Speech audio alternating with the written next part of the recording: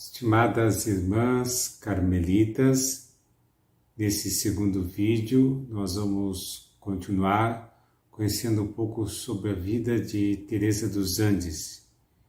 Vamos começar a partir de um elemento em que ela procurou até mesmo definir a sua vida. Ela disse que a sua vida é sofrer, amar e rezar. Nós vamos conhecer aqui como o sofrimento fez parte da sua vida, da sua história, e como ela foi dando sentido a esse sofrimento e como o sofrimento foi também amadurecendo a sua vida cristã. Nós sabemos, os místicos vivenciam algo que nós chamamos de noite escura. Como diz o nosso Santo Pai, São João da Cruz, a noite é sempre purificadora. Ela tem um elemento pedagógico que é mostrar o que há de melhor em nós, de purificar o nosso amor. Ela escreve no seu diário: sem dúvida, há um tempo não sei o que é o fervor. Sinto a voz de meu Jesus, mas não o vejo. Não sinto o seu amor, estou fria, insensível. Porém, isso me serve para ver meu nada, minha miséria. Essa percepção de que Deus às vezes se faz ausente, nem sempre as coisas acontecem com o mesmo fervor, com a mesma intensidade. E é nesses momentos de noite escura que é preciso perseverar na fé. Como aqui diz Teresa dos Andes, acaba sendo o momento de provar a minha miséria, o que eu sou sem Deus, sem o auxílio de Deus, sem a presença de Deus, como todas as coisas parecem perder o seu verdadeiro sentido. No seu diário, no número 35, ela anota: hoje precisei vencer-me muito, tive raiva, desejo de desobedecer e fazer a minha vontade. Me aborreci e pensei que não tinha vocação, que era uma ilusão, uma pura ideia, que me desesperaria depois, enfim, tantas coisas. Talvez essa sensação que brota a partir da experiência da nossa fragilidade quando nós nos deparamos com os nossos atos, com nossas atitudes que não correspondem àquilo que nós gostaríamos de fazer. São Paulo diz: não faço o bem que quero e acabo por fazer o mal que não quero. Esse confronto com a nossa miséria, com a nossa situação de pecado, se nós sabemos vivenciá-la bem, acaba sendo como que um trampolim para nós nos direcionarmos para Deus. Mas se nós não sabemos lidar com essa situação, nós acabamos caindo então num sentimento negativo e até mesmo no desânimo e acabamos por desistir da vida espiritual. A essas dificuldades da alma, podemos assim dizer, Juanita vivenciou outras dificuldades, como aquela que ela mesma já havia assinalado, as dificuldades econômicas que a sua família começa a passar. E isso até lhe traz uma certa preocupação, porque ela pensa que seu pai não terá condições de dar o dote na hora de entrar no Carmelo.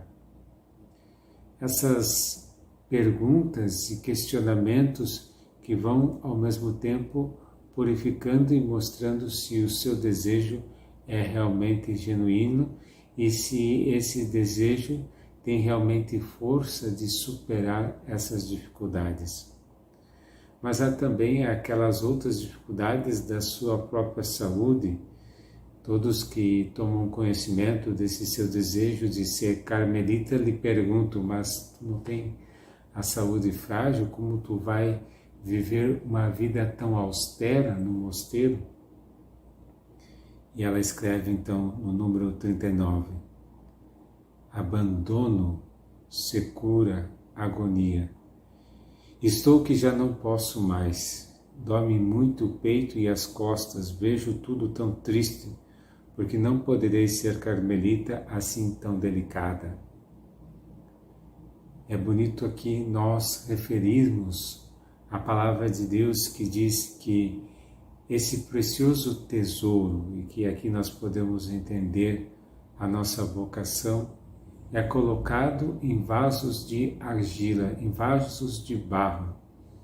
E essa jovem, como todos os santos, na verdade, precisam fazer uma experiência profunda da sua miséria, da sua pobreza, uma experiência profunda de que necessita de Deus.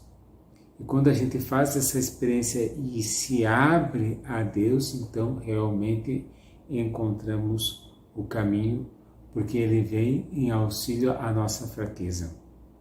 Agora, quando a compreensão da nossa limitação serve apenas para nós nos lamentarmos, aí então estamos fechados para a graça de Deus.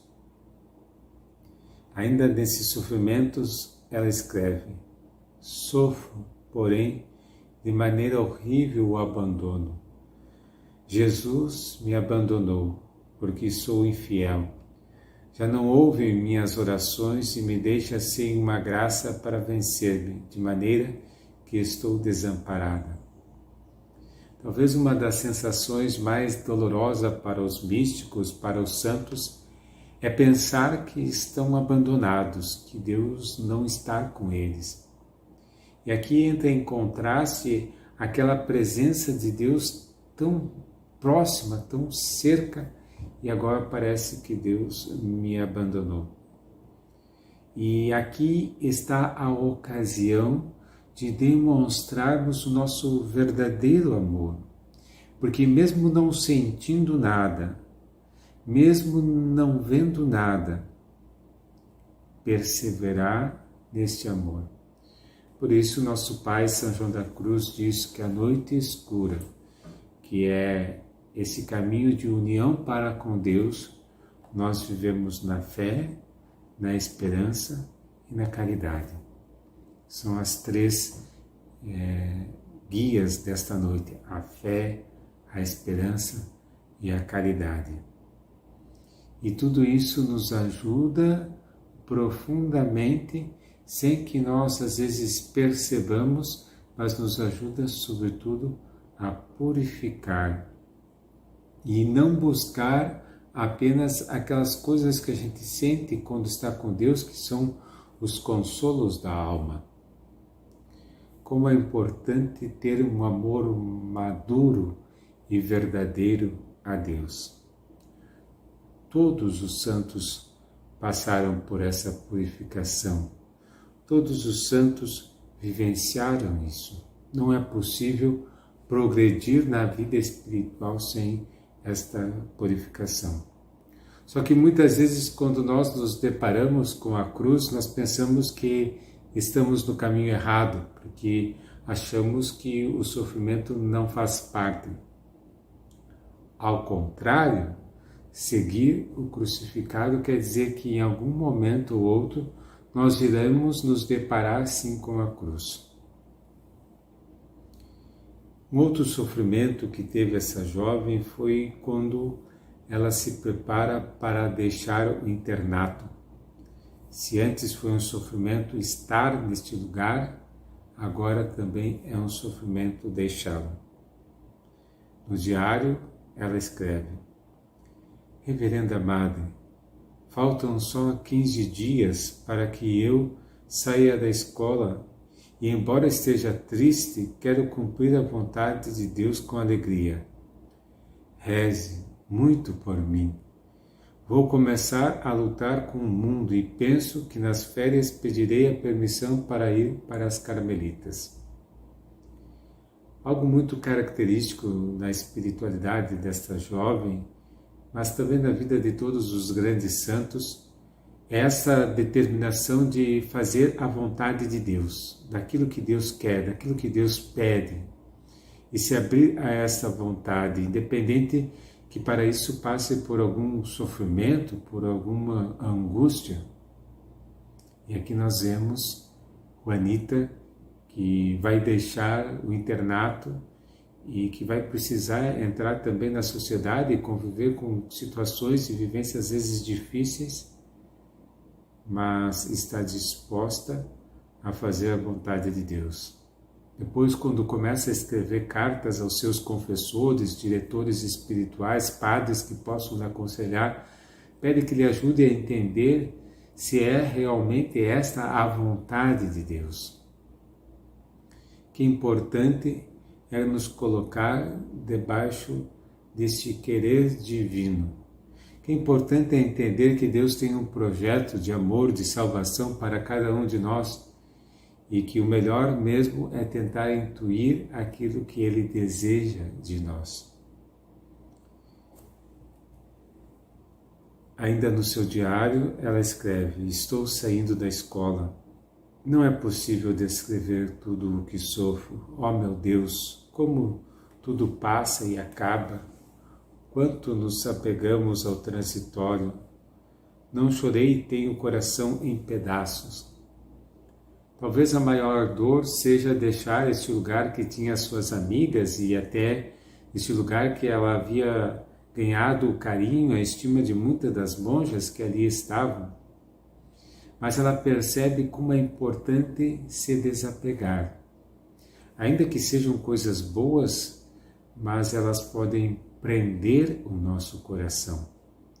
E para seguir a Deus, nós precisamos que o nosso coração esteja verdadeiramente livre. Livre para poder amar. Esse é o grande ideal da vida espiritual, nos conduzir a esta liberdade que nos permite amar a todos e em qualquer situação. No dia 7 de setembro, então, ela escreve para a Madre Superior pedindo para ser admitida nessa comunidade. Reverenda Madre, agora vou suplicar à Senhora que me admita nesse pombalzinho. Sei que sou muito indigna. Teresa começa a dar já mais consciente uns passos em direção ao Carmelo. Porém, antes de dar o passo definitivo, que acontecerá em maio de 1919, ela ainda vai passar por mais uma crise de dúvidas. E a grande dúvida será entre ser religiosa do Sagrado Coração ou ser de fato carmelita. E nós percebemos, ela até coloca como na balança esses dois carismas, que são dois carismas belos, e ela se questiona qual desses dois carismas Deus está querendo que ela realmente sirva a Ele. Mas o que ajuda muito a ela tirar essa dúvida é a visita que ela realiza no convento, no mosteiro das Carmelitas. No dia 11 de janeiro de 1919, viaja com sua mãe para os Andes a fim de conhecer o Carmelo. A visita da comunidade lhe permite confirmar a sua vocação. O que terá encontrado esta jovem de tão encantador neste lugar? Parece-nos algo inusitado, mas um elemento que ela destaca é a pobreza, a simplicidade daquele lugar. E como aquelas irmãs pareciam muito determinadas em amar e servir a Deus. Então, o que nós temos aqui é uma alma que se sensibiliza porque está buscando uma vida autêntica de seguimento a Jesus Cristo. Não está buscando adornos externos, aparência, não. Está buscando a mesma pobreza que o Mestre. Está buscando uma vida totalmente entregue a Deus. No diário, no número 48, ela relata: quando chegamos lá, me encontrei com uma casa pobre e velha. Esse ia ser o meu convento. Sua pobreza me falou ao coração. Sentia-me atraída a ele. Algo muito marcante nessa jovem é que ela procura muitas vezes definir o que é a vida da carmelita. Até mesmo antes de entrar, ela vai dando a entender o que é a vida de uma carmelita. Quero trazer aqui apenas alguns indicativos que está na carta 58, porque ela descreve por que ser carmelita. Porque a vida de oração e de união com Deus é o que eu mais quero. Ela entende que a vida da carmelita é uma vida de união com Deus, de oração, de, como diz a nossa regra, de estar na presença de Deus. Depois ela diz que a solidão no Carmelo ajuda muito no recolhimento. Toda a estrutura que um Carmelo tem deve ajudar a exatamente isso, ao trato pessoal com Deus. Todas as normas, todos os nossos regulamentos, elas devem estar orientadas em vista desse fim da união com Deus. Também ela salienta que a pobreza da carmelita é muito grande. Aqui não é a pobreza pela pobreza, mas a pobreza no sentido de abertura para acolher e para ter em Deus a sua grande riqueza. Também ela destaca a penitência e a austeridade da vida para parecer com o divino crucificado. Nós já conversamos sobre isso, o sofrimento aparece sempre em solidariedade e escolha daquilo que Cristo escolheu para si, como algo que eu posso fazer para ofertar a Deus, mesmo que isso me custe, mas eu quero corresponder a esse amor de Deus. Também ela diz que o seu sacrifício é perpétuo, como um cordeiro de Deus que tira o pecado do mundo. E aí nós vamos também compreendendo essa dimensão apostólica da carmelita que se oferece pelo bem das pessoas, pelo bem das almas. A carmelita não vai ao claustro, não vai uma vida consagrada apenas para se santificar ou para se encontrar com Deus. Ela vai para santificar a igreja. E claro, ao santificar-se, busca santificar a igreja. E suas preces estão destinadas a exatamente isso, ao bem da igreja, essa dimensão eclesial que o Carmelo traz muito forte a partir mesmo da experiência da Santa Madre. Cada Carmelo é convidado a estar inserido na igreja particular, a sofrer com as pessoas que estão ali, a vivenciar o que o povo de Deus está vivenciando.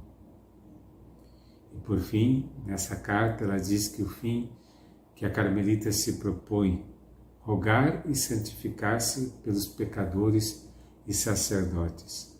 A carmelita é também a irmã dos sacerdotes e reza por eles. Talvez interessante nós deveríamos fazer o itinerário que Santa Teresa faz para chegar nessa conclusão dessa dimensão eclesial que o Carmelo traz. Seria muito importante para nós entender o sentido profundo que existe nessas palavras que Teresa dos Andes reproduz, mas cuja raiz nós encontramos na Santa Madre.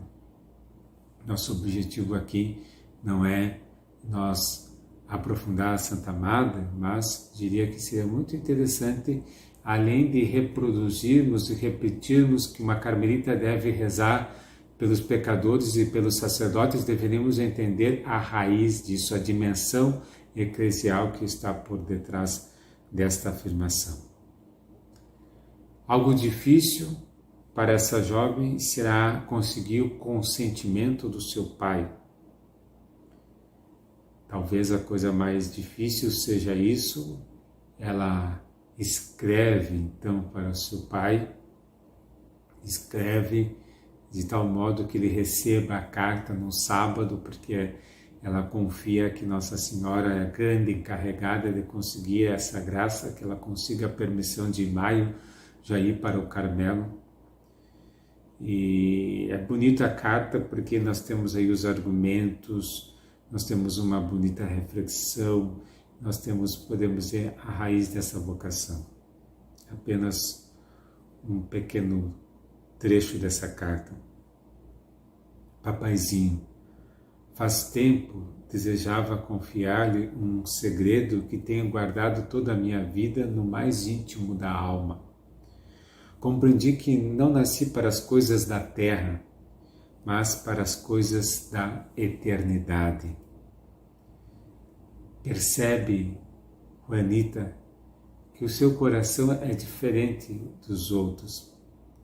Percebe que desde pequena foi chamada por Deus e que o seu grande desejo está nas coisas eternas e que o passo que agora ela quer dar, na verdade, é consequência de muitos outros que ela já foi dando ao longo da sua curta vida. E o que ela pede ao seu pai é permissão para viver plenamente aquilo que ela já está vivendo, que é esta união com Deus, e agora deseja ir para o Carmelo. Talvez também seja interessante assinalar porque ela vai ao Carmelo dos Andes. Nós sabemos que também em Santiago havia um Carmelo que até ela tomou conhecimento e esteve neste Carmelo e pelas cartas ela não lhe causa o mesmo interesse, o mesmo impacto que esse mosteiro pobre dos Andes. Mas há um fato anterior que é uma visita que o padre José Branc, que é um dos seus confessores, faz à sua família, e nessa visita o padre conta que juntamente com 5 irmãos ele havia se consagrado inteiramente a Deus, e isso certamente causou em Juanita uma sensibilidade muito grande, tantos irmãos terem se consagrado a Deus. E conta também nesta mesma conversa que haviam morrido 3 irmãs deste mosteiro nos Andes devido à grande pobreza que ali havia. E no coração de Juanita ela pensa assim: eu irei substituir uma dessas irmãs que morreram, que conforme também conta a comunidade foram verdadeiras mártires da caridade. E até por isso Juanita assume o nome de Teresa, porque uma das monjas que morreu se chamava Teresa de Jesus. Ela ingressa então no Carmelo em 7 de maio de 1919, tendo aí a contrariedade de muitos dos seus familiares, mas ela permanece firme na sua decisão. Sobretudo nós vamos depois aprofundar a carta do seu irmão, o irmão Lúcio, que resiste muito com essa notícia de ver sua irmã agora tão distante e uma vida oculta e aparentemente uma vida inútil, e ela vai dizendo as razões de ter escolhido o Carmelo e como isso é para ela o verdadeiro céu.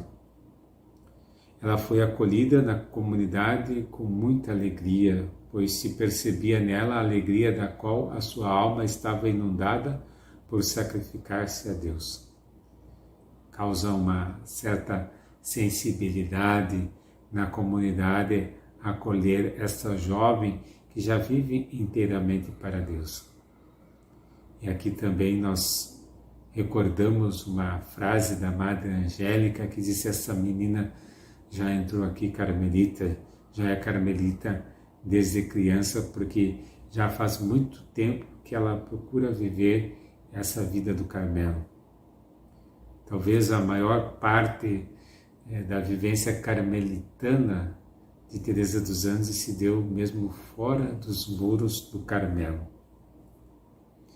Já nas primeiras cartas, né, ela pode testemunhar um pouco da sua alegria, e também no seu diário ela escreve: há 8 dias estou no Carmelo, 8 dias de céu.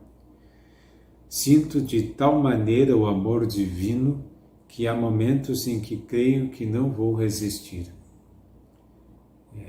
Esse entrar no Carmelo, que lhe causa uma profunda paz e também pacifica muitos das perturbações em que ela tinha, e ela já sente essa alegria de estar no lugar em que Deus escolheu para ela. Estou no lugar em que Deus escolheu para mim. É aqui também que nós encontramos o que nós poderíamos chamar de um grande apostolado de cartas que essa jovem faz desde dentro do Carmelo. Já fazia desde fora, é verdade. Nós temos cartas belíssimas, né? Aliás, se queremos de fato aprofundar a espiritualidade de Teresa dos Anjos, nós precisamos ler suas cartas. Suas cartas não são cartas apenas de relatos de coisas, não são cartas que têm espiritualidade. A conversa que ela estabelece com os seus familiares, ou mesmo com as suas amigas, são conversas espirituais, perpassa nas suas palavras a sua espiritualidade, a sua visão de mundo, a sua relação com Deus, e também um verdadeiro apostolado, como eu dizia, porque ela está falando de Deus, está apresentando a Deus, está movendo as pessoas para se aproximarem de Deus a partir de suas cartas. Suas cartas podem ser comparadas com as cartas paulinas, que ao mesmo tempo instrui, exorta, aconselha, mas manifesta também a ternura e a proximidade.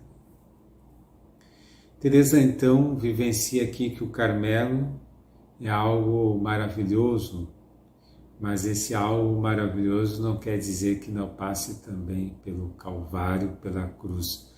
Não é um amor inocente, não é um romance que ela tem, não é um amor verdadeiro, provado pelo sofrimento. Ela escreve: a Carmelita sobe o Calvário, ali imola-se pelas almas, o amor a crucifica, morre para si mesma e para o mundo, sepulta-se e seu sepulcro é o coração de Jesus. E dali ressuscita, renasce para a nova vida e vive espiritualmente unida ao mundo inteiro. Trago apenas essa definição, depois nós vamos aprofundar outras definições, mas perceba como ela insere a Carmelita no mistério de Cristo, tanto no mistério da morte como no mistério da ressurreição de Cristo. É bonito ela manifestar que a Carmelita traz uma vida cristológica ou cristocêntrica. E aqui nós temos realmente uma verdadeira filha de Santa Teresa que sabe da importância da humanidade de Cristo e que a humanidade de Cristo acompanha toda a vida espiritual. Em nenhum momento da vida espiritual a gente deixa de ser acompanhado pela humanidade de Cristo, nem mesmo quando na sétima morada, quando se está no matrimônio espiritual, se deve deixar desta humanidade de Jesus Cristo. Isso quer dizer que nós devemos ter um compromisso muito grande com o Jesus revelado que aparece nas Sagradas Escrituras. Isso quer dizer que nós devemos ter na nossa espiritualidade um contato contínuo e diário com o Evangelho, porque ali é que Jesus se revela como Filho do Deus Altíssimo, e é penetrando a este mistério que nós também vamos penetrando ao mistério da nossa vocação. Teresa dos Anjos conseguiu vivenciar isso e entender que a Carmelita está inserida nesse mistério cristocêntrico. Diria ainda sobre o Carmelo, uma das cartas, na qual ela escreve, nesses 11 meses dentro do Carmelo, ela escreve dando seu testemunho e escreve o seguinte: tudo é simplicidade e alegria no Carmelo, e cada uma esmera-se por dar de sua parte ao quanto possa alegrar as suas irmãs. Verdadeiramente é um encanto viver no meio de santas irmãs, pois todas não formam senão um só coração. Com certeza, ela encontra nesta comunidade uma comunidade fraterna. Que bom se as vocacionadas que vêm ao encontro dos nossos Carmelos pudessem dar esse mesmo testemunho que dá essa jovem Juanita, de que há no Carmelo uma simplicidade, uma alegria, e que cada uma está determinada a amar e servir as suas irmãs, a fazer tudo o que pode para o bem da outra. O Carmelo se entende nesta doação, nesse serviço, nessa entrega. E Juanita percebeu profundamente isso. Ainda nos referindo um pouco à vida de Teresa dos Andes, quero falar aqui de 3 lugares que foram para ela lugares inesquecíveis. O primeiro lugar é uma fazenda, um sítio, a fazenda de Chacabuco. Sabemos que as férias ocupam um lugar à parte nessa vida, na história de Juanita. As férias são momentos especiais de convivência com a família, sobretudo momentos de profunda alegria. Aqui nós temos que recordar que estamos diante de uma jovem extremamente normal, que amava, por exemplo, o esporte, que amava o campo, amava cavalgar, jogar tênis. É uma jovem, podemos dizer, plena, como tantas jovens também da sua época, do seu tempo. Isso, Juanita era alguém que nós podemos dizer de um belo convívio com as jovens do seu tempo. Talvez seja interessante depois nós destacarmos que exatamente essa proximidade, essa alegria jovial é que ajuda com que ela depois influencie para o bem muitas das suas colegas e muitas das suas amigas, levando que muitas também busque e também realize a sua consagração e algumas até mesmo no Carmelo. Neste lugar, nessa fazenda em Chacabuco, é onde se desenvolve o afeto familiar, é onde também se desenvolve este olhar contemplativo e é onde que também se desenvolve a sua atividade apostólica. Então, convívio familiar, porque é um tempo das férias que era marcado exatamente pela convivência familiar no campo, junto com a natureza e com outras pessoas queridas. São dias sempre alegres, festivos, onde a presença dos amigos e da família é abundante. Nesse ambiente, podemos dizer, campesino, Juanita cresceu e aprendeu a amar a solidão e o silêncio.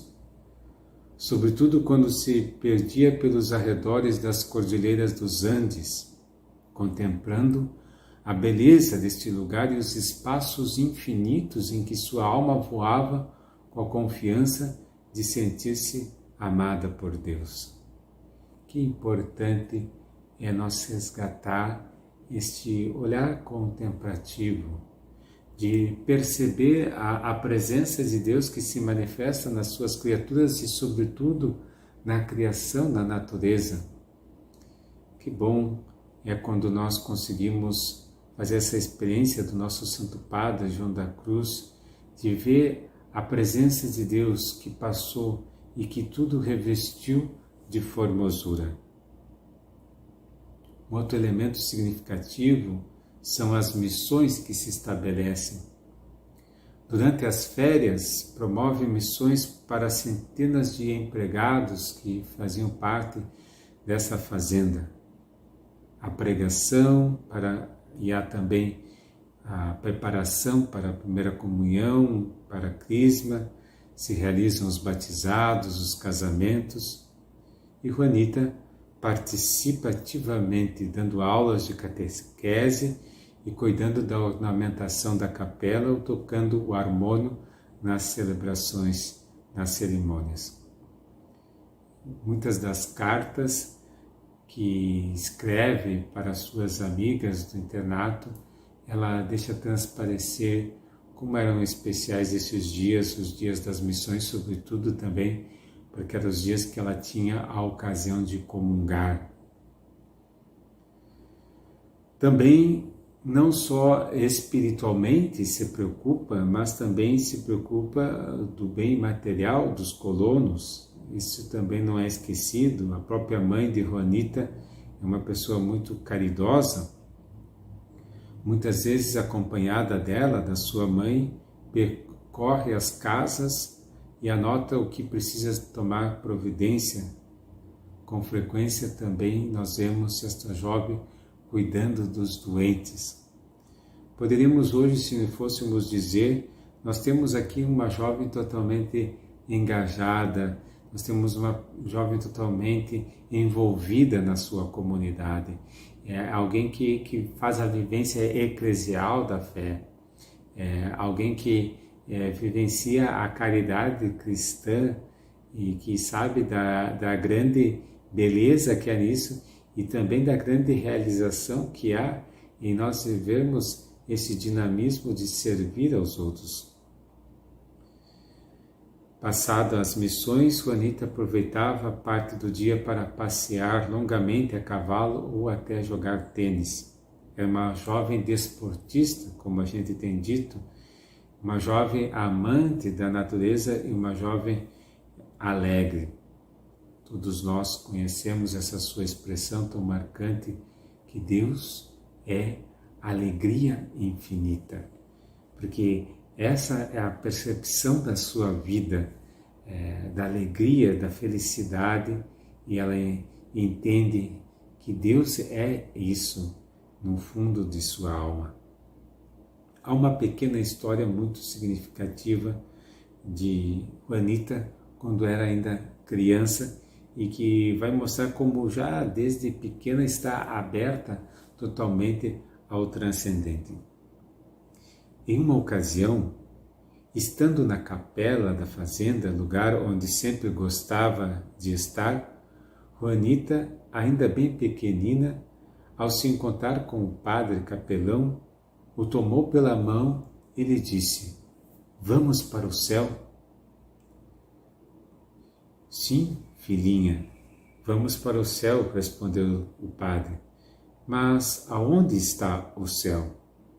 E ela respondeu: "Ali", apontando com o dedo para a Cordilheira dos Andes. "Está bem, filhinha, mas atenção, pois quando tivermos subido estes montes, ainda faltará muitíssimo para alcançar o céu. Este não é o caminho para o céu. Jesus no sacrário é o verdadeiro caminho para o céu." Aquela resposta, aquele padre, foi a chave para a sua vida desde tão tenra infância. Jesus no sacrário é o verdadeiro caminho para o céu.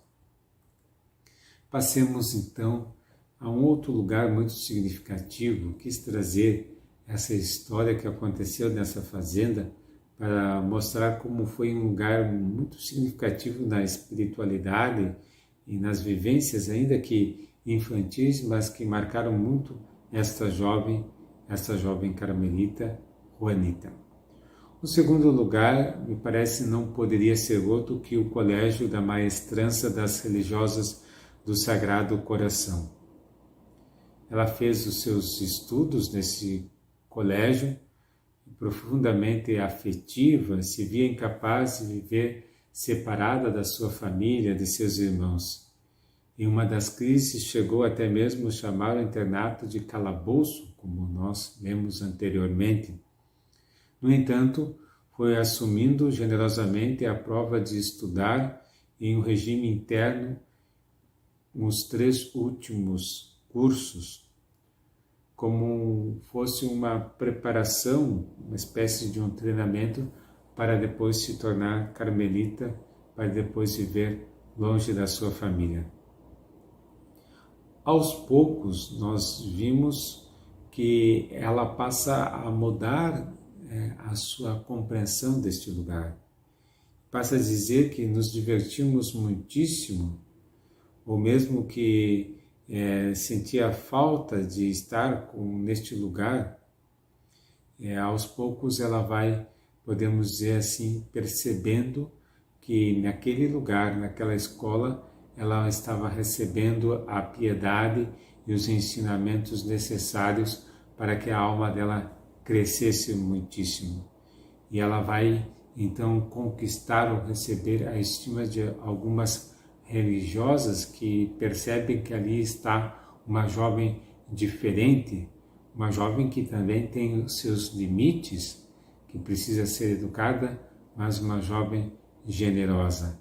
Ela vai vencer-se até mesmo nos seus estudos e vai conseguir até boas notas em áreas que ela não tinha tanta facilidade para estudar. O outro lugar, então, sim, significativo, seria o Carmelo, ainda que ela tenha passado apenas 11 meses neste lugar. Ela deixou o colégio em 1918 para cuidar da casa, continuando a exercer seu apostolado com as colegas e agora também com as primas e amigas. Já firmemente resolvida a seguir a voz de Jesus, trocou correspondência com a Madre Superiora do Carmelo dos Andes. Esta aconselhou a ler Santa Teresa de Jesus, pois não há fonte mais pura da vocação por ser ela a fundadora do Carmelo. Esse contato, sobretudo, com a Madre Angélica, nós temos aí várias cartas, destinadas à Madre Angélica, em que ela vai perguntando, vai tirando suas dúvidas. Aqui nós encontramos uma verdadeira acolhida, encontramos um coração materno que acolhe essa jovem e que vai esclarecendo o que ela tem de dúvida e que vai lhe mostrando realmente o caminho.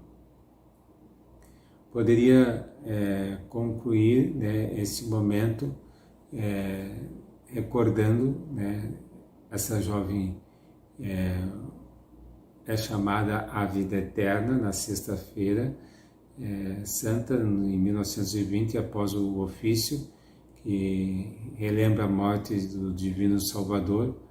A superiora percebeu que a irmã Teresa estava pálida e com dificuldades de seguir as cerimônias. Quando lhe apalpou a fronte, viu que estava ardendo em febre e mandou-a recolher-se ao leito. Neste período, faz a profissão religiosa e recebe os últimos sacramentos. Ao entardecer do dia 12 de abril de 1920, contando 20 anos incompletos e apenas 11 meses no Carmelo, fechou os olhos para esta vida, indo encontrar aquele que pouco antes ela chamara de meu esposo. Aqui conclui, podemos dizer, a trajetória terrena de Teresa dos Andes, mas a sua trajetória no céu, ela perdura para toda a eternidade. Em 1947, iniciou o processo diocesano de canonização. Em 3 de abril de 1987 é beatificada e em 21 de março de 1993 ela é canonizada em Roma e recebe aí, geralmente reconhecida como uma santa que tem muito a dizer para a juventude, porque viveu plenamente a sua juventude, plenamente entregue a Deus. Esses são alguns aspectos da sua vida importantes para nós nos situarmos, e nós vamos continuar no nosso curso e vamos aprofundar, sobretudo, agora alguns elementos da sua espiritualidade, do seu ser carmelita e também de alguns pilares, podemos dizer assim, da sua espiritualidade.